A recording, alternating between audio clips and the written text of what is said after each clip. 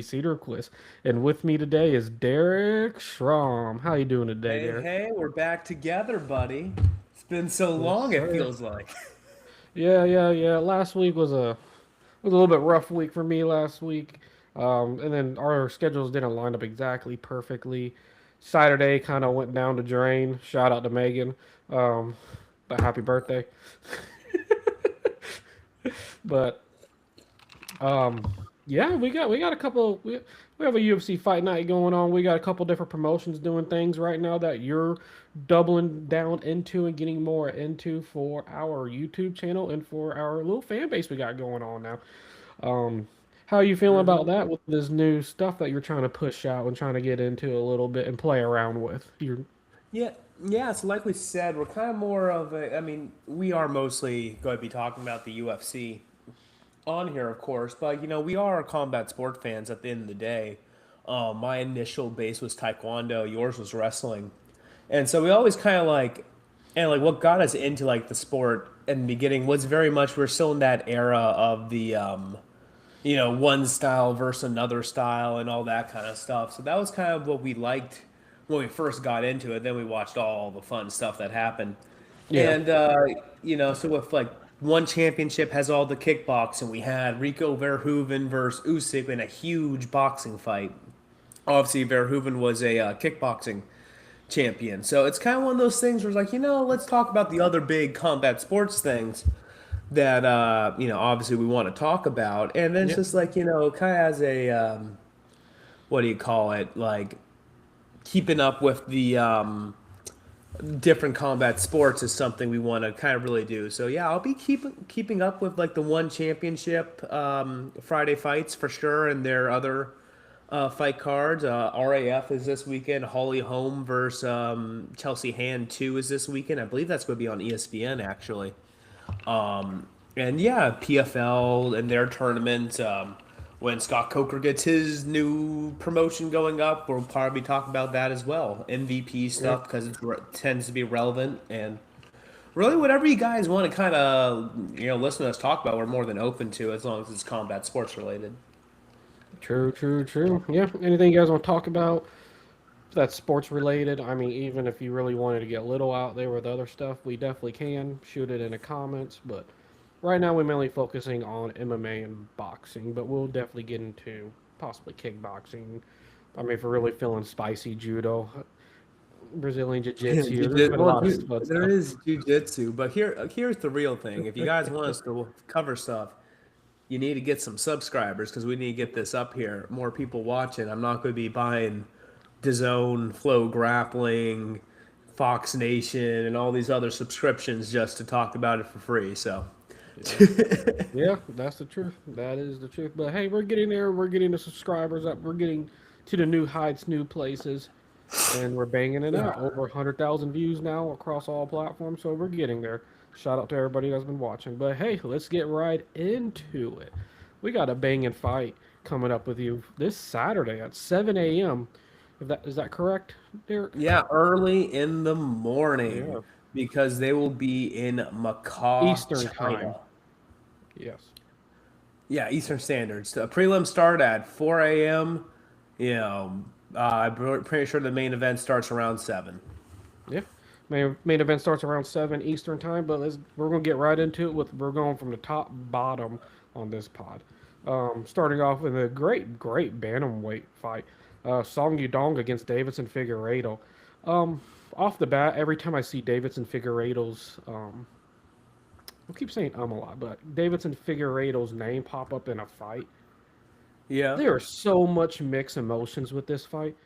I think it's just because he fought the same dude 4 times, and it got Yeah, ridiculous. his just absolute war with Brandon Royval. And, Yeah, like, he's such an important guy in the flyweight he division. is. Obviously, he got the championship from Joseph Benavidez, who was like Yeah, the perennial number 2 guy while DJ was there, and outside of Cejudo, of course, who went through yeah, like a wrecking ball. yeah, And he played such a role in like getting it to that next stage, both with like the Benavidez dominance, but then when he went and fought, he defended against Alex Perez, who's also on this card actually. But then his wars with Brandon Moreno, and then Moreno ended up losing to Pantoja, of course, and Yeah. we're here where we're at now. So of course it's kind of the story goes on, but it's always good to kind of return to a champion who's now up a weight division. Yeah, yeah, which he's not the biggest guy, but moving up a weight division later in life, obviously, older you get, is never a He was bad a he thing. was a bit of a weight bully at he was a bit of a weight bully at flyweight. Definitely not the Yeah, biggest that's guy flyweight. Yes. in bantamweight, and No. Song Yadong, he's fought coming off Sean O'Malley. Sean O'Malley's much bigger than Davison Figueiredo. Correct. Oh yeah, Sean O'Malley's significantly bigger than Davison Figueiredo, but Yeah, um, this this is gonna be a really fun fight. You should definitely expect elite volume, high pace, a lot of striking in this fight. It's going to be very consistent fight. Song has a massive youth and speed advantage against him, but for yeah. me, Figueiredo's definitely a true veteran in the game.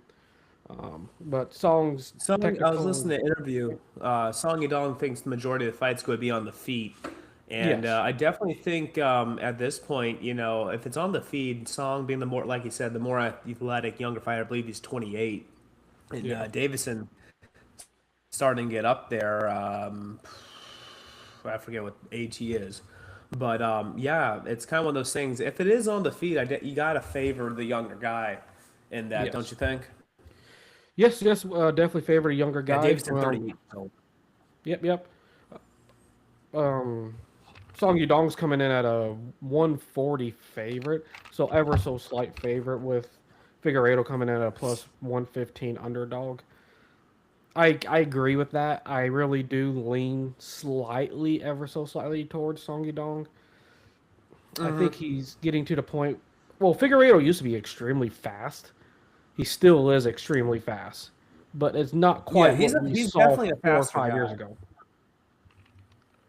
Oh yeah, no, it's no, there's no doubt about his speed, but I just think Song Yudong would be able to maintain that pace and be able to kind of outstrike him throughout the fight. Surprisingly, yeah. guy.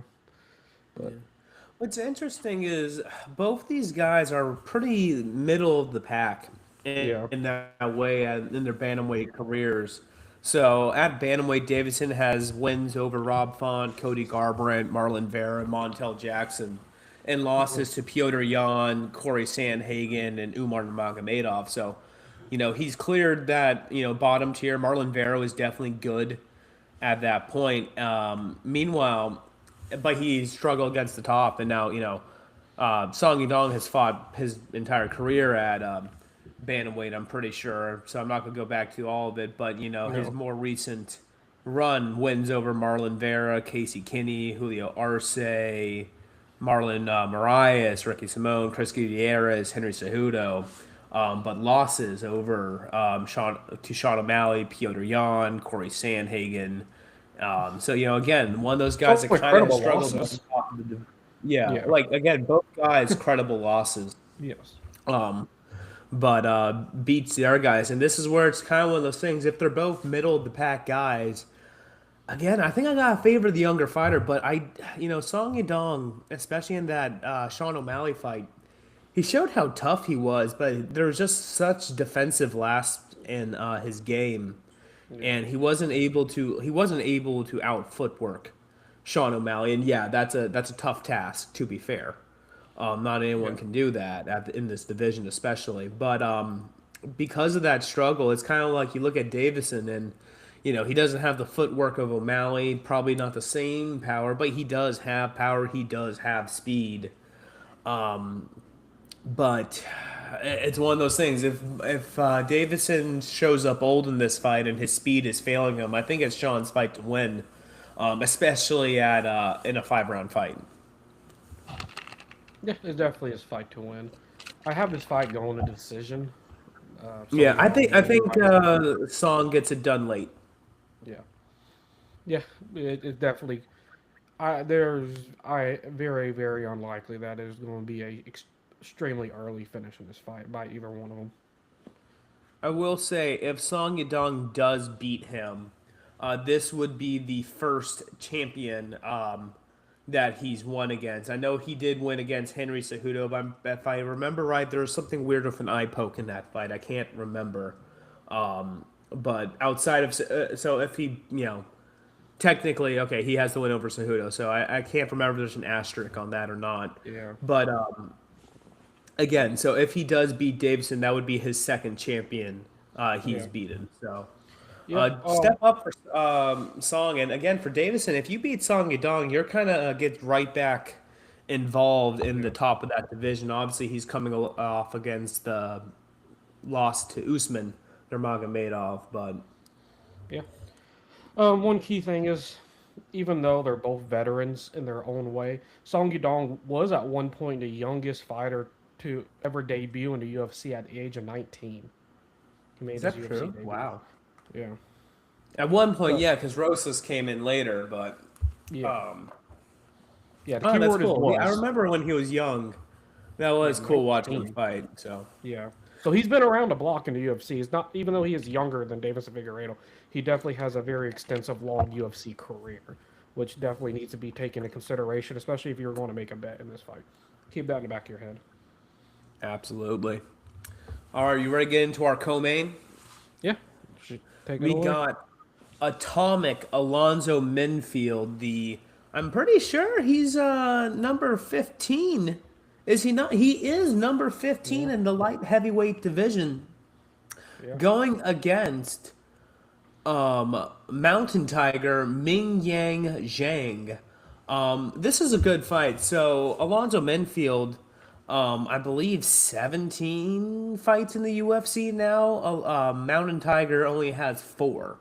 Yeah. Those wins for Mountain Tiger, all first round performance of the night knockouts against Brenton Ribeiro, Ozzy Diaz, Anthony Smith. However, he is coming off of a knockout loss to none other than Johnny Walker.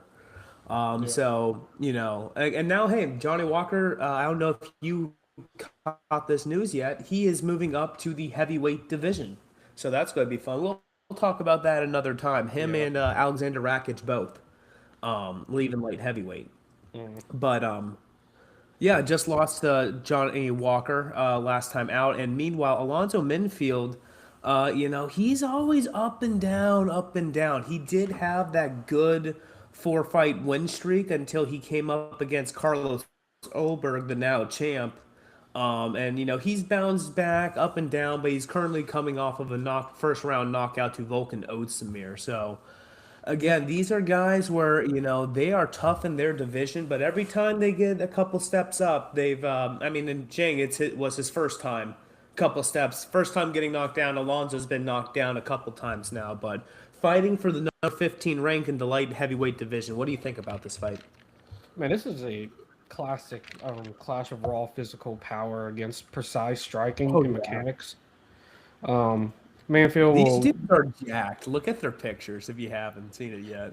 I haven't seen like a recent pictures of him. Manfield was looked at.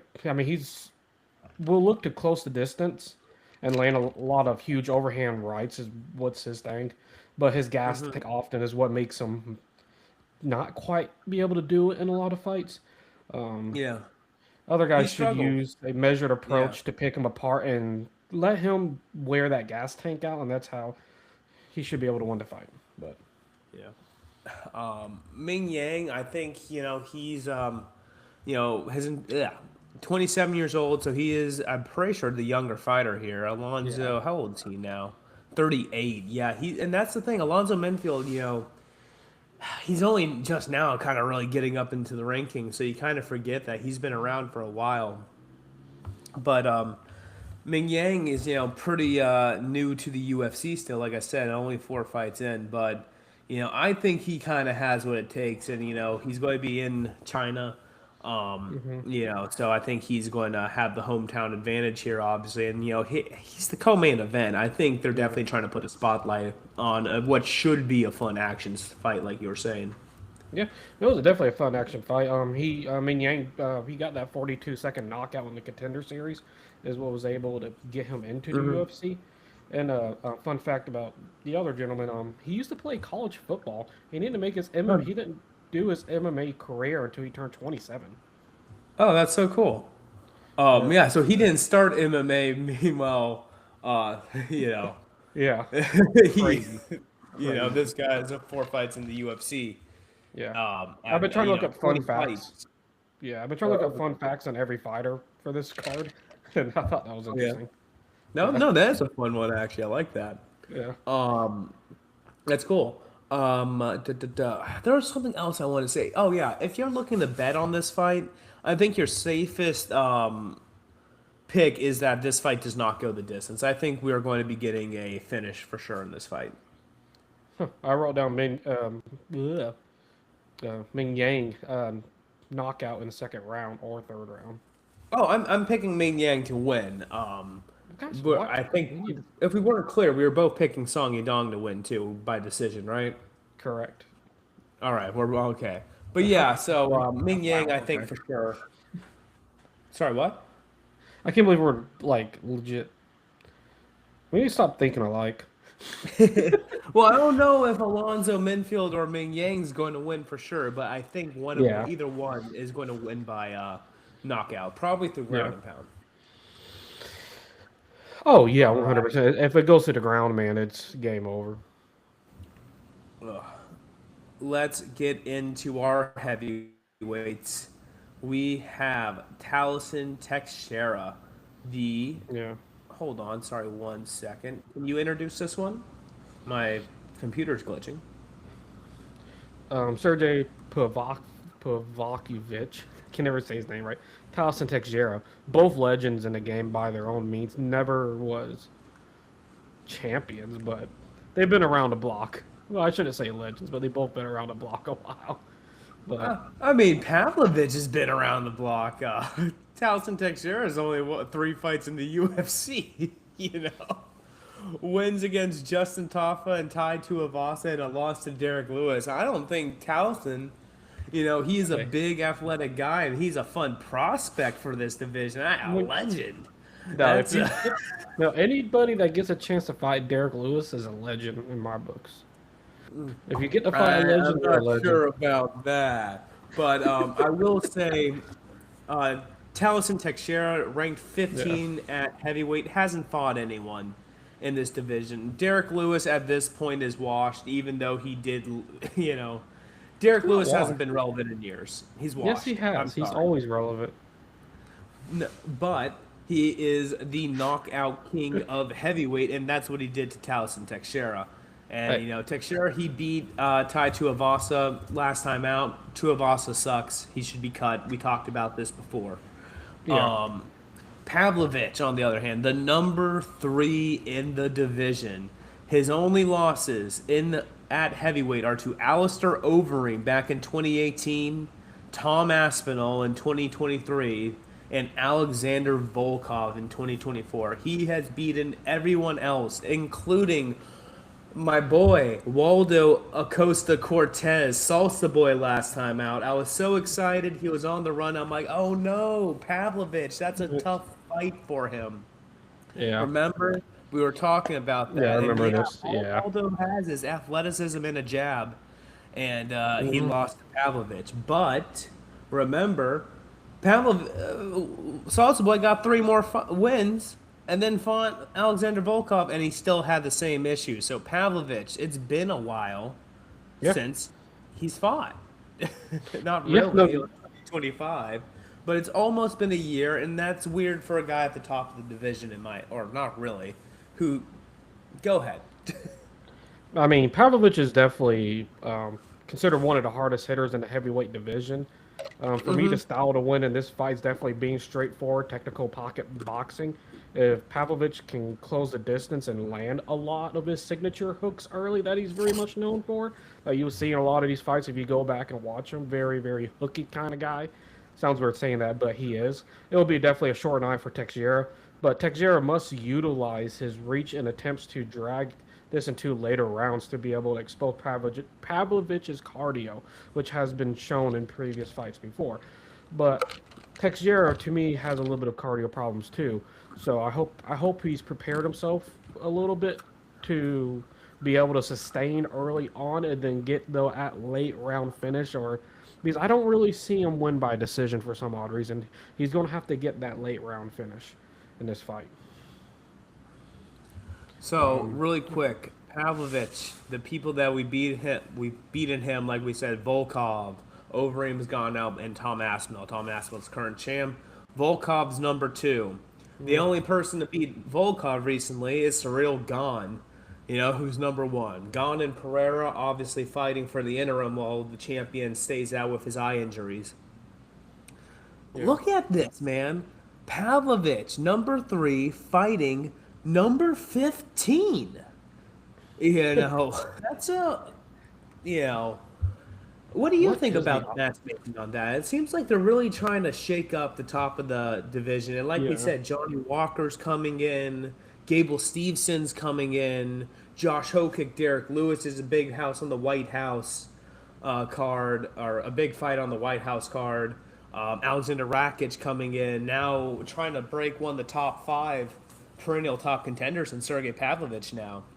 Um, the former champion Alex Pereira coming into the division. It looks like heavyweight is getting a revival shot right now.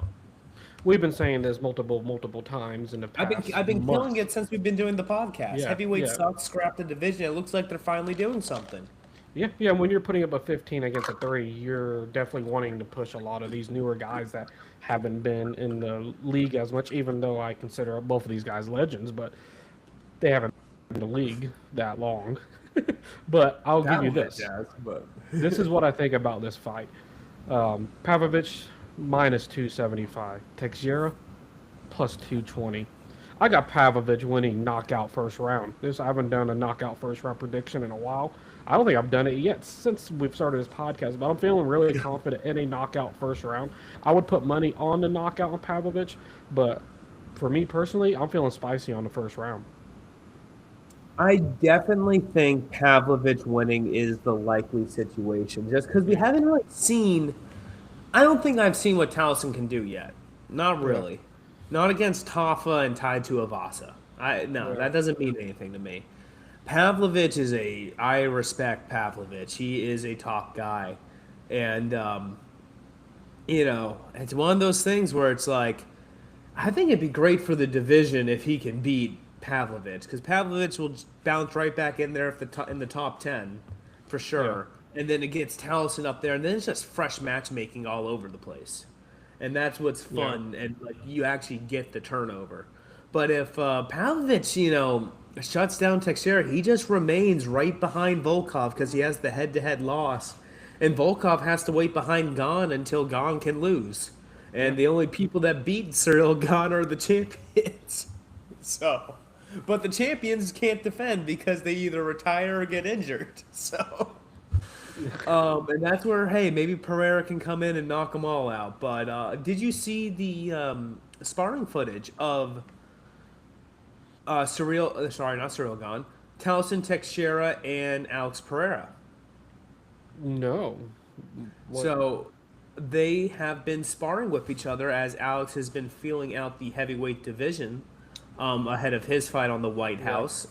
So he's been sparring with Towson Teixeira and our guy Robles de Spain from the MVP card the other weekend. And basically, while damn, Alex is big, these are both big, rangy guys, and they are definitely touching up Alex Pereira a little bit. Something maybe talk about when we break down the White House card some more. But at the same time, that does mean Towson Teixeira is training with Alex Pereira ahead of this fight with Pavlovich right now. And I think that can only be a boon to his chances. Oh, 100%. That could I didn't realize that those two were practicing with each other. The That makes it story's been interesting. about Alex Pereira on like how he looks at heavyweight, but it's also like, well, that means they're training with him too. Yeah. And Towson has a fight Yeah. against a good striker. Yeah, that makes sense. Towson has a fight against a good striker, and my biggest worry is the cardio in this fight. And if he's training with him, definitely going to be improving your cardio against somebody at that high of elite striking level from kickboxing world. It can only benefit in every single way of the categories that I was having cons in for this fight. That might have to go. Might have to go back on my. No, I'm still going KO round one. All right, let's. Okay. You know what? Some disagreement. I'm going Towson Texera KO in round two. Anyways, let's get to Totally our disagree. next fight. Um, I don't know why this fight's on the main card. And, Yeah, when you were saying like I can go into detail about the top four, I don't want to talk about Alex Perez. I don't want to do my research for the bottom of the main card. I just want to talk about the top four. And I looked at, it, I'm like, okay, the main, the co-main, the feature bout, those make sense. And then I'm like, yeah, why do you want to talk about Kai Asakura yet to get a win in the UFC? And Cameron Smotherman only one win in the UFC against Jake Hadley, or sorry, only one win in the UFC against Jake Hadley, who I just talked mad crap about in my PFL video that I released earlier today. yeah. Um, so why did you want to talk about this card? Because I don't have much to say about it. Well, gosh dang it. I did do some more research on it because I was thinking about that, and Like this my guy phone didn't is even not win his staying up. Dana White Contender Series fight. What was the fun fact I wrote about this? I couldn't find crap. Yeah, that's right. The thing I wrote is we're talking about the Kai and Cameron fight, right? Making sure. Yeah, yeah. Yeah. Kai is a former risen bantamweight champion Yeah. who transitioned to the UFC, like you're saying. Who Cameron, did beat Juan Archuleta, who's actually really good. yeah, and Cameron Smotherman notably stepped up on a short notice to compete in a high-profile flyweight bout, and for some reason I didn't write the names of that bout. I don't know why. His debut was a title fight against Pantoja, so like he is That's far it. better than Cameron Smotherman. That's like, right. That's right. Yeah. The betting odds on this fight: Kai coming in at Kai coming in at 300 favorite, and Cameron Smotherman coming at a plus 240 underdog. That's a pretty significant underdog, especially in matchmaking for a main event or not main event, a main card bout. Um, yeah. yeah. What else did I write? Why? Where am I at? I did give a knockout a prediction. There's going to be a knockout in round two with Kai by knockout in round Oh two. yeah, I think Kai Asakura is going to Yeah, whoop ass, like yeah. for sure. Smotherman is definitely a tough, durable fighter, but he struggles with fighters who can match his pace and heavily outstrike him. And especially at kicking range, he has not been good against people that can kick well. Um, Hazuka should dismantle Smotherman from distance while avoiding the grappling exchanges. If he can avoid that, it's a game over.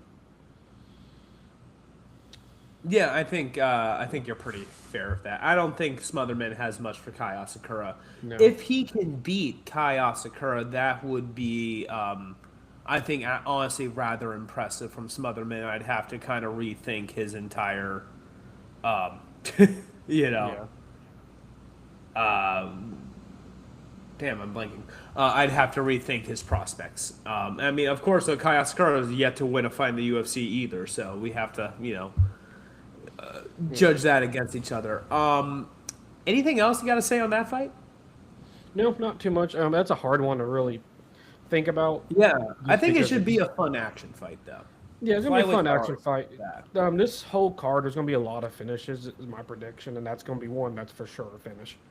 I mean, it's a on the road card, and it's funny because we used to think of like the China cards when they're on the road as like the these aren't as good. They're kind of lower level names, and for sure that is the case here and there.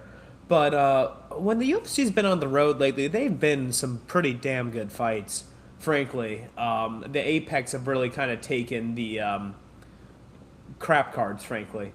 Yeah. And yeah, I mean, like again, that last one I think is kind of weird, and I think this one's kind of weird too, because again, these the next one down, guys coming off losses. Jake Matthews, the Celtic kid. I mean, this guy, you want to talk about UFC Yeah. veteran. 15 wins, 8 losses in UFC. Currently coming off of a loss to Neil Magny. But, you know, good wins against Francisco Prado, Phil Rao, Chidi Njikwani. You know, listen to some of his other losses. Michael Morales, Sean Brady. You know, he loses to good guys.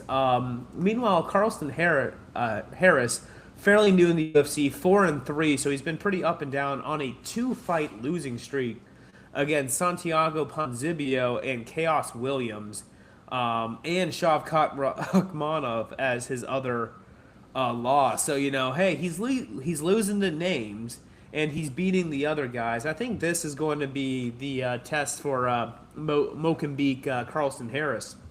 Um, Jake Matthews is kind of playing the role of the gatekeeper in this fight, but you know, Jake Matthews is not someone to count out. I think he is a tough, experienced fighter at this point. He can definitely get you in submission. He has 9 wins by it. He can knock you out. He has 5 wins by it, and he can beat you in decisions too. He has become a very well-rounded, tough out for most guys in the division, and it's not like, you know, unless they're, you know, top guys, you know, he doesn't get rolled over too much these days. So Carlston Harris, I think, has his work cut out for him, but I think the main factor here is, you know, actually, never mind. Do you think Jake Matthews is going to put it together and get the win here, or do you think Carlston Harris is going to get it done? What do you think? Carlston Harris, the older fighter. Carlson Harris is definitely a crafty submission guy with heavy hands. But Matthews has superior cardio in wrestling. If Matthews can neutralize this, he can definitely dictate this fight and have top control. But I don't know. I have Jake Matthews by unanimous decision was my prediction, and I do know that for some reason, if you can hear me, Derek, it's freezing on your side completely for the past minute. Yep, my So I've been internet talking. just kicked and came back in. I don't know what you last heard. Basically, I was saying Jake Matthews, Carlson Harris. Do you think Jake Matthews, the younger fighter, can put it together, even though he's playing the gatekeeper role here? Jake Matthews definitely has the superior cardio and wrestling experience in this. If Matthews can neutralize Harris's early power and secure top control on the mat, he will easily dictate the pace of this fight, and that'll be his way to victory. I bet you didn't hear me again, but I did answer it again. Um, I don't know if I want to answer it a third time, but it seems like you might be frozen.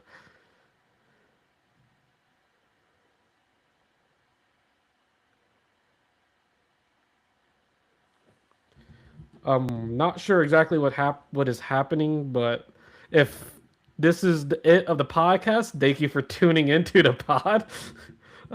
We definitely got through 5 of the fights.